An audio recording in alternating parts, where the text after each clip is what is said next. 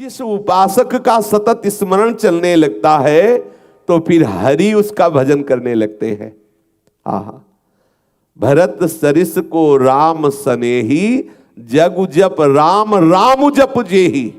अगर भरत जी राम राम जप रहे तो राम जी भी जप रहे, भरत भरत श्री भरत श्री भरत। ये था माम प्रपद्यन्ते तास्तते भजाम्यहम्। जब आप अपने को पूर्ण रूप से प्रभु के चरणों में समर्पित कर दिया तो प्रभु अपने आप को आपको दे दिया।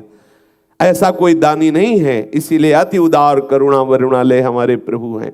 अपने आप का दान कर देते, अपने आप को दे देते। तुम उनके सेवक बन जाओ तो कहते मैं तुम्हारा सेवक हूं, हूं भक्तन को दास, भगत मेरे मुकुटमणि।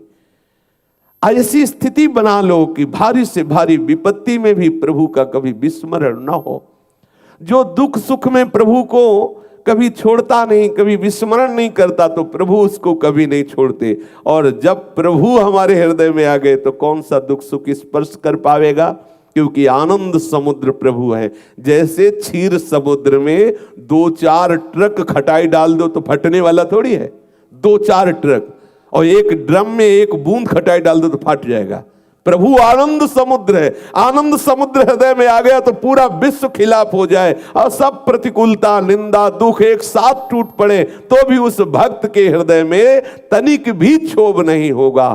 शास्त्रों में वर्णन आता है, महाप्रलयंकारी स्थिति में भी भक्त प्रसन्न रहता है। क्यों? क्योंकि हृदय में आनंद समुद्र। जैसे क्षीर समुद्र में कितनी भी खटाई डाल दो फटने वाला नहीं, ऐसे ही आनंद समुद्र कितना भी दुख आ जाए वहां कुछ बिगड़ने वाला नहीं। पर स्मरण के द्वारा आनंद समुद्र प्रभु को हृदय में विराजमान करो, जागृत करो। वो पर्दा लगाए हुए सुप्त अवस्था में है, थोड़ा नाम कीर्तन भगवत भक्ति करके पर्दा हटाओ और देखो जहां प्रभु प्रकाशित हुए आनंद ही आनंद।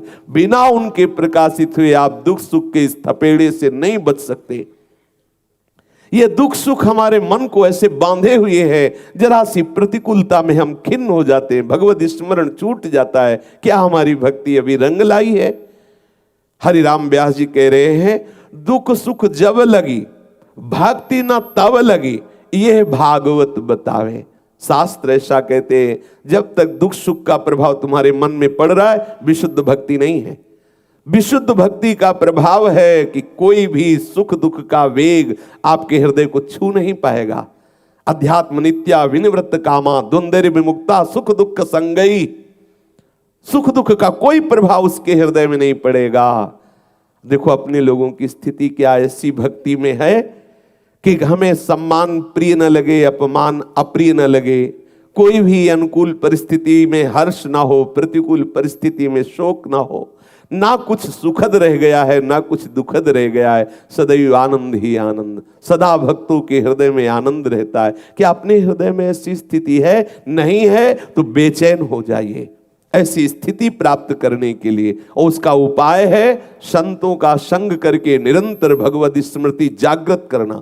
एकमात्र भगवत स्मृति जागृत, सब कुछ हो जाएगा।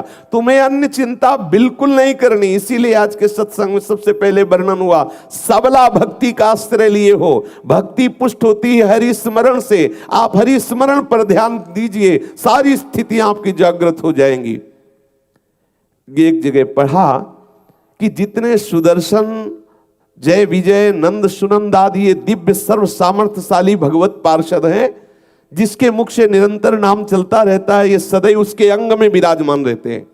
जितने भगवत पार्षद हैं उस नाम जापक के अंग में विराजमान रहते हैं। जितनी दिव्य शक्तियां हैं सब उसकी सुरक्षा में रहती हैं, जो हरि का सदैव नाम स्मरण करता रहता है।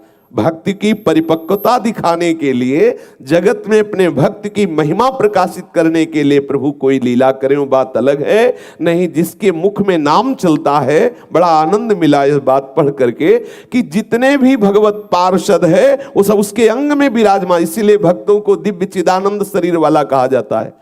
दिव्य शब्द भगवत पार्षद उसके शरीर में प्रकाशित हो जाते हैं। दिव्य शक्तियां उसकी रक्षा में रहती है, जो सदैव भगवत स्मरण परायण रहता है। सब वैभव ज्ञान का वैराग्य का उसके हृदय में जागृत हो जाता। आप केवल एक बात पकड़िए, हमें सबला भक्ति का प्रकाश अपने हृदय में करना है। महाबलशाली भक्ति जिसके अधीन प्रभु है। प्रभु को भक्ताधीन कहा गया है। अहम भक्त पराधीन हो, देखो कितनी सबल है भक्ति, कितनी सबल है। कभी कहीं ऐसा लिखा मिला हो आज तक किसी शास्त्र में कि मैं ज्ञानी के अधीन हूं? कहीं लिखा मिला हो तो मैं बताना। जो बोध संपन्न आत्म भाव को प्राप्त हुए ज्ञानी जन है, उनको प्रभु ने अपनी आत्मा कहा है। इतना प्रिय है आत्मस्वरूप, लेकिन अधीन नहीं कहा। और भक्तों को प्रभु ने क्या कहा? अहम भक्त पराधीन हो, मैं भक्तों के अधीन हूं। क्योंकि सबला भक्ति प्रभु को अधीन कर, जब प्रभु अधीन हो गए तो कौन सा सूत्र, कौन सी ऐसी देवी संपदा, कौन से ऐसे सद्गुण, कौन से ऐसी दिव्य शक्तियां हैं जो भक्त के अधीन ना हो। और भक्ति पुष्ट होती है अखंड स्मृति से। अखंड स्मृति, हम अखंड स्मृति नहीं कर पा रहे, इसलिए उसको हम अभ्यास में बांट देते हैं। इतनी देर नाम कीर्तन, इतनी देर अमुक अमुक, ऐसे करके पूरे समय को ऐसी नियमावली में बांध देते हैं जहां एक क्षण भी हमें प्रभु के विलग कोई ऐसी क्रिया, कोई ऐसे बोलना, कोई ऐसी चेष्टा, कोई ऐसा चिंतन न रह जाए। तभी भक्ति का प्रादुर्भाव होता है। कोई भी सुख दुख विचलित नहीं कर सकता, क्योंकि है ही नहीं। स्वाप्निक सुख दुख की सत्ता नहीं है। इसे जो हम सत्य माने हुए हैं, ये हमारे ऊपर प्रभाव डाल रहा है। जिस दिन ऐसा मान लोगे कि इसकी सत्ता ही नहीं, प्रभाव बिल्कुल नहीं होगा। सच्ची मानिए, जब हम किसी वस्तु को सत्य मानकर उसको उठाते हैं तो सुख होता है। जब मान लेते हैं झूठी है, ये व्यर्थ है, ये नकली है, उसी समय छोड़ देते हैं। ये सारा संसार नकली है जिसे हम सुख मानकर भोग रहे हैं। अनंत जन्म हो गए भोगते भोगते, अगर असली होता तो स्वाद मिल जाता। आज तक कोई अनुभव नहीं, वही बस भोगने की लालसा, बार बार भोगने की। कब तक भोगते रहेंगे? प्रहलाद जी कह रहे हैं, चबाए हुए को चबा रहे हैं, भोगे हुए को भोग रहे हैं, पीसे हुए को पीस रहे हैं। महाराज, आपकी कृपा के बिना कैसी दुर्दशा जीव की है, सावधान हो जाइए। दुख सुख का ये अनुभव करने वाला मन जब तक सावई मनः कृष्ण पदारविंदयो, तब तक बचत होने वाली नहीं। इस संसार चक्र के पिसने से हम बच नहीं सकते। हमारा मन तदाकार हो जाए, सच्ची बात मान लीजिए। और बहुत सरस है भक्ति, ज्यादा प्रयास करने की आवश्यकता नहीं है, क्योंकि इसमें प्रभु का सहयोग होता है। इसमें प्रभु कृपा करके वैष्णव स्वरूप से, संत स्वरूप से, गुरुदेव स्वरूप से हाथ पकड़ लेते हैं। तेसा महम समुद्धरता मृत्यु संसार सागरात। और ज्ञान में स्वयं चलना होता है। अगर चूक गए तो गिरे। ज्ञान का पंथ कृपान के धारा, परत खगेश लगे नहीं बारा। और यहां करो सदा तिनके रखवारी, जिम बालक राखे महतारी। भागवत में एकादशी स्कंद में योगेश्वर जन कह रहे हैं, आंख मूंद के दौड़े तो भी नहीं गिरेगा, क्यों? हरि पकड़े रहते हैं। आंख मूंद के दौड़ने पर भी भ्रष्ट होने के चांस नहीं। और भागवत में ही ब्रह्मा जी कह रहे हैं, मैंने देखा है बड़ी बड़ी ऊंची स्थितियों को प्राप्त को भ्रष्ट होते हुए। ब्रह्मा जी कह रहे हैं, ब्रह्म स्तुति में कह रहे हैं, मैंने देखा है उनको जो अपने ज्ञान के अभिमान में उनको गिरते हुए देखा है। इसलिए प्रभु की भक्ति का आश्रय, भक्ति का स्वरूप है निरंतर सुमिरन। हरिराम ब्यास जी कह रहे, दुख सुख जब लगी भक्ति न तब लगी, यह भागवत बतावे।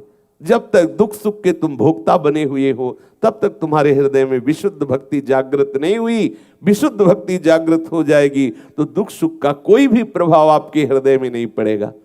एक भक्त के चरित्र को पढ़ा, वो अपने जप संख्या में बैठे हुए थे। कुछ भक्तों के नियम होते हैं, ठाकुर की इतनी दंडवत करनी है, ठाकुर का इतना नाम जप करना है, इतनी परिक्रमा करनी है, इतना पाठ सुनाना है, वो एक नियम होता है। तो जप नियम में बैठे हुए थे। एक ही पुत्र था, सूचना मिली कि पुत्र पधार गया है। तो उनका पधार तो गया ही है, अब हम जप में हैं, पूरा जप हो जाए तब कोई फर्क नहीं। जब पूरा जप हुआ, आराम से उठे, नाम कीर्तन करते हुए अंतिम संस्कार किया। लोगों ने कहा कि आपको रोना नहीं आ रहा? बोले क्यों रोना आवे? रोना तब आता है जब अपनी कोई वस्तु जाए। अरे वो प्रभु का था, प्रभु जितने समय के लिए सेवा के लिए भेजे थे उतने समय के लिए आया, फिर गया प्रभु के पास। हमें क्यों रोना? वो हमारा होता तो रोते, वो तो प्रभु का है। ये भक्ति होने के कारण दुख सुख का कोई प्रभाव नहीं पड़ता। सच्ची मान लीजिए, भारी से भारी दुख भी उसके लिए आनंद का विषय होता है, क्योंकि दुख सुख का भोक्ता मन प्रभु के चरणों में लगा होता है। यदि हमें दुख सुख व्याप रहा है तो अभी विशुद्ध भक्ति नहीं आई। ये हृदय में देख लीजिए। अगर हमें अनुकूलता प्रतिकूलता व्याप रही है, मान सम्मान व्याप रहा है, निंदा स्तुति व्याप रही, तो अभी भक्ति नहीं आई। विशुद्ध भक्ति का स्वरूप यही है, दुख सुख का, मान अपमान का, निंदा स्तुति का प्रभाव नहीं पड़ता। सेवक जी ने कहा, शत्रु मित्र सम जानी, मान मान अपमान सम, दुख सुख लाभ न हानि, यह जो कृपा हरिवंश की।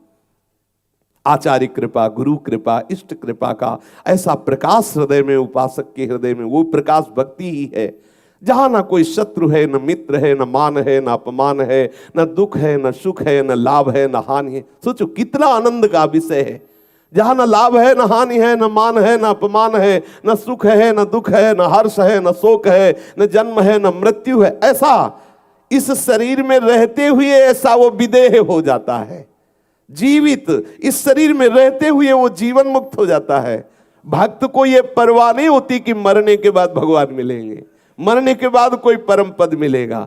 जीते जी वो परम पद में है, जीते जी वो जीवन मुक्त है। आपका सतत स्मरण चलने लगे, फिर आप देखना आपको कैसा अनुभव होता है। मृत्यु खिलौना लगने लगेगी, कोई भी दुख आपको परास्त नहीं कर पाएगा। तब तक आप सहते हुए आगे बढ़ो, जो भी परिस्थिति आ रही, बार बार नाम स्मरण, सतत स्मरण हमारा खास बात है, हमारा प्रधान साधन है। सतत स्मरण, सतत स्मरण, किसी भी स्थिति में एक क्षण के लिए भी, देवर्षि नारद जी कहते आधा क्षण भी नाम न छूटना चाहिए, भगवत स्मरण न छूटना चाहिए। तब आप ऐसी स्थिति को प्राप्त होंगे जहां कोई दुख सुख आपको हिला नहीं सकता। दुख सुख झूठो संतत साचो, हरि हरि जन मुहि भावे, सुख दुख छूटे सुख सनकादिक, नारद हरि गुण गावे। श्री हरिराम व्यास जी कह रहे, ये दुख सुख झूठा है। जैसे स्वप्न का दुख सुख, जब जगे तो दोनों झूठे थे। जैसे स्वप्न में कोई मित्र बना कोई शत्रु बना, लेकिन जगे तो हम अकेले थे, कोई नहीं था। ऐसे ही ये जागृत अवस्था में जो आप देख रहे हो, ये मोह निद्रा में तुम अनेक प्रकार के संकल्प रूपी स्वप्न देख रहे हो। मोह निशा सब सोवनिहारा, देखे स्वप्न अनेक प्रकारा, यही जग जामिन जागे जोगी, परमार्थी प्रपंच भी होगी। ये जैसी हरिवंश प्रपंच विषय रस मोह के, ये मोह के कारण संसार में सुख दुख का अनुभव हो रहा है। अज्ञान अविद्या, मोह गए बिनु राम पद होई न दृढ़ अनुराग। जब तक ये मोह नहीं जाएगा तब तक विशुद्ध भक्ति नहीं। विशुद्ध भक्ति तो कोई मोह नहीं, अर्थात कोई भी राग नहीं, कोई भी द्वेष नहीं, कोई भी प्रियता नहीं, कोई अप्रियता नहीं, कोई सुख नहीं, कोई दुख नहीं, केवल प्रीतम ही प्रीतम। कितना आनंद का विषय। श्री सुखदेव जी, श्री नारद जी, श्री सनकादि जी, ये सब दुख सुख से छूटे हुए महापुरुष हैं और हमारे प्रभु का जस गान निरंतर करते रहते हैं। उपाय भी बताया, बोले दुख सुख छूटे हुए सुखदेव जी, नारद जी, सनकादि जी हैं जो निरंतर हरियस गाते रहते हैं। ये उपाय है, निरंतर उनका नाम, उनकी रूप, उनकी लीला, उनके चिंतन में मगन रहना, दुख सुख की स्थिति से ऊपर उठ जाना, दुविधा से ऊपर उठ जाना, भगवदाकार वृत्ति हो जाना। बड़ा रसमय विषय है। एक बात पकड़ लो, मुझे छोड़ना नहीं प्रभु को, चाहे लीला गायन करके, नाम जप कर, ठाकुर सेवा करके, नाम कीर्तन करके, संत समागम कर, हर समय उनसे जुड़े रहना है। अगर प्रभु से जुड़े रहे तो संसार से राग खत्म होते ही आपके अंदर भूमिकाएं बढ़ने लगेंगी। वो भूमिका स्वयं की समझ में आती है। श्री हरिवंश प्रमाण मनम, आपके मन में प्रमाण आ जाएगा आप किस भूमिका के उपासक हैं, कितना प्रभाव संसार का आपके ऊपर पड़ रहा है, कितना प्रभु का पड़ रहा है। ये उपासक को जांचते रहना चाहिए। हरिराम व्यास जी कह रहे, ये विधि निषेध गुण दोष दुख सुख, ये विषयीन बांध नचावे। ये विषयी पुरुषों को नचाते हैं, भक्तों को नहीं नचाते। ये दुख सुख विधि निषेध गुण अवगुण, ये विषयी पुरुष, संसारिक पुरुषों का विषय है। ये भक्तों का विषय तो भगवान नाम रूप लीला धाम में वो मगन रहते हैं। सुख दुख गए जो सुख उपजत है, तापे श्याम बंधावे। जो सुख दुख के ऊपर सुख है, जिस सुख में दुख का लवलेश भी नहीं है, ये सांसारिक सुख दुख नहीं, वो भगवदानंद, जो नाम जपने से सुख मिल रहा है, जो लीला गायन से, लीला श्रवण से, लीला चिंतन से, ठाकुर सेवा से, संत समागम से जो सुख मिल रहा है, उस सुख से श्याम सुंदर को बांधा जाता है। कह रहे दुख सुख गए जो सुख उपजत है, तापे श्याम बंधाए। वो आनंद स्वरूप प्रभु ही आते हैं, वो सुख स्वरूप प्रभु ही आते हैं। हरिवंशी हरिदासी सेवत व्यास तहां बन पावे। हरिराम व्यास जी कह रहे हैं हरिवंशी और हरिदासी का सेवन करने से हमें श्री वृंदावन का वैभव प्राप्त हुआ, वृंदावन का प्रेम रस अनुभव में आया। हमारे हृदय में जो भक्ति रस नहीं बढ़ पा रहा, उसका कारण है शरीर राग। हम शरीर सुख को ही सब कुछ माने हुए, अगर थोड़ी भक्ति भी बनती तो हम प्रभु से यही प्रार्थना करते हैं कि प्रभु ऐसी परिस्थिति कर दो कभी बुखार ना आवे, कभी कोई रोग ना हो, कभी कोई अपमान न करे, कभी कोई निंदा न करे, कभी कोई हमारा विरोधी ना बचे, जो विरोधी है वो सब मर जाए, सब नष्ट हो जाए। ऐसी अंदर भावना जागृत होती, विरोधी ना हो। और ये नहीं सोचते कि प्रभु ऐसी कृपा कर दो कि जहां से विरोध हो रहा है वो नष्ट हो जाए। विरोध कहां से हो रहा है? मन की मलिनता से। मन की मलिनता मिटी कि सारा जगत हमारा इष्ट स्वरूप है। कितने दिन शरीर रहेगा, कितने दिन रहेगा? भाई जी श्री हनुमान प्रसाद पोद्दार जी अपनी वाणी में वर्णन करते हैं कि ये कुछ ही दिनों में खबर फैलने वाली है कि तुम मरे। भाई जी की वाणी है। ऐसा ही सोचना चाहिए, रोज सोचना चाहिए। एक बार तो बैठ के थोड़ी देर ये सोचना ही चाहिए कि किसी न किसी दिन ये बात आएगी कि मृत्यु आ गई नजदीक। जी देखो घबरा जाएगा, तुम्हारा ये मकान छूट जाएगा, तुम्हारे रिश्ते नातेदार छूट जाएंगे, तुम्हारे परिवार के सब छूट जाएंगे, खबर फैल जाएगी। आज ही फैलाओ पहले मन में ये बात फैलाओ, ये तुम मरे, आज नहीं तो कल मरे। और यहाँ क्या फैलाया जाता है? अरे मौज लो, जब मरना है तब मरना। नहीं नहीं, ऐसा नहीं। जब मरना नहीं, पता नहीं किस क्षण मरना है, इसलिए हर समय तैयार रहना है। ये उपासक और संसारी पुरुष में अंतर है। संसारी पुरुष का है कि एक दिन तो जब मरना ही है तो काहे ना मौज ले लो, वो ये सोचेगा। और उपासक क्या सोचता है? एक दिन जब जाना ही है तो सावधान होकर के चलो, भगवत स्मरण परायण चलो, अपने जीवन को सार्थक कर लो। भाई जी कह रहे हैं बहुत गई थोड़ी रही नारायण अब चेत, काल चिरैया चुग रही निस दिन आयु खेत। उम्र बीत गई, रोज रोज मर रहे हो, ये तो बता रहे हैं रोज मर रहे हो। और यहाँ बर्थडे मनाया जाता है, बोले केक काटो, आज बोले हैप्पी बर्थडे, शाम के पता नहीं कौन सा डे आ जाए, डेथ डे, हाँ शाम के वो भी आ सकता है, इसलिए सावधान। हमें तो बहुत हंसी लगती जब बोले हैप्पी बर्थडे। क्या हैप्पी? ठाकुर मिल जाए तो हैप्पी, और ठाकुर नहीं मिले तो हैप्पी किस बात के हैप्पी? बोले एक साल बढ़ गया, रो बैठ के कि एक साल गया, प्रभु नहीं मिले। सब लोग बैठो, आज उत्सव मनाओ, काहे का? रोने का, कि एक साल गया हमसे कुछ बन नहीं पाया, प्रभु नहीं मिल पाए। उसमें क्या? और देखो कैसे मनाते हैं। एक बार देखा हमने बच्चे, वो दीपक जलाते ना, बुझाते हैं। अरे दीपक जलाना चाहिए कि बुझाना चाहिए? बोले ले बुझे, एक साल बुझ गया, गया जीवन से। और उत्सव मनाते कि एक साल मरे हम, एक साल गए। सावधान, कितना ज्ञान है। जहां दीपक जलाना चाहिए वहां दीपक बुझाते हैं। जहां प्रभु से विनय करना चाहिए कि एक साल तो गया प्रभु, अगले साल में व्यर्थ जीवन न जाए, ये पूरा साल आपके सुमिरन में जाए, चिंतन में जाए, नाथ तभी जीवन सार्थक है। भाई जी महाराज कह रहे हैं उम्र बीती जा रही है, रोज रोज हम मृत्यु के नजदीक पहुंच रहे हैं। ये दिन दूर नहीं जब इस लोक में चर्चा फैल जाएगी कि वो मरा। वो दिन दूर नहीं है। ये जितने सगे संबंधी सब तुम्हें प्यार का नाटक करके फंसाए हुए हैं, ये एक दो दिन थोड़ा दिखाएंगे कि हाँ वो भाई बड़ा उदासी है, और इसके बाद सब फिर आनंदित हो जाएंगे। सबसे नाता टूटा ही टूटा है, केवल तू जोड़े हुए है। कितनी सुंदर बात कह रहे हैं गोस्वामी जी भी कह रहे, सुत बनितादि जान स्वार्थ रत ना करुनेह सभी ते, अंतहि तो ही तजेंगे पामर तू न तजय अबहि ते।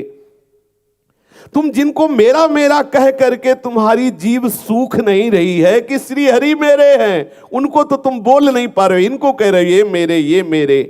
जिनके लिए तुम अपना जीवन लगाए दे रहे हो, सावधान, ये सब छूट जाएंगे, ये सब छूट जाएंगे, तुम्हें छोड़ देंगे। तुम फिर अपने कर्मों का बोझ लेकर के जाओगे, नए रिश्ते नातेदार बनाओगे। वो नए रिश्तेदार सुअर कुत्ता गधा में भी हो सकते हैं, क्योंकि ऐसे ही थोड़ी कि हम इस समय मनुष्य बने तो अगला जन्म। जब भरत जी हिरण बन सकते हैं, महाराज नहुस अजगर बन सकते हैं, देवराज इंद्र के पद से सीधे प्रमोशन हुआ और अजगर बने जाके, नहीं बने तो हमारे तुम्हारे लिए तो कहो मच्छरे आदि का प्रमोशन आ जाए कि भाई भजन तो बना नहीं तो जाओ, पर वृंदावन के बनेंगे मच्छर, मच्छर भी बनेंगे तो वृंदावन। खैर अब चिंता की बात नहीं है, वृंदावन आ गए, वृंदावन का आश्रय ले लिया। पर सावधान, भाई जी महाराज वर्णन कर रहे हैं कि ये मन में जो तुम कल्पनाएं करके लोगों को अपना मानकर व्यक्ति का आश्रय लेकर भोगों में सुख बुद्धि करके समय नष्ट कर रहे हो, बहुत घाटे में हो। ऐसा ही जीवन जा रहा है, बहुत घाटे में हो। ये मन के हवाई महल तुम्हें सुख नहीं दे पाएंगे।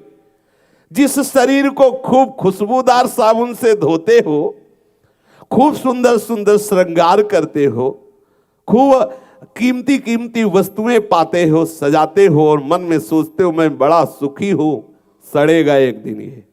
ध्यान करो, जहां इससे हंस उड़ा इसे आग में जला दिया जाएगा, मिट्टी में गाड़ दिया जाएगा तो कीड़े हो जाएंगे, यदि फेंक दिया जाएगा तो जानवर खा जाएंगे।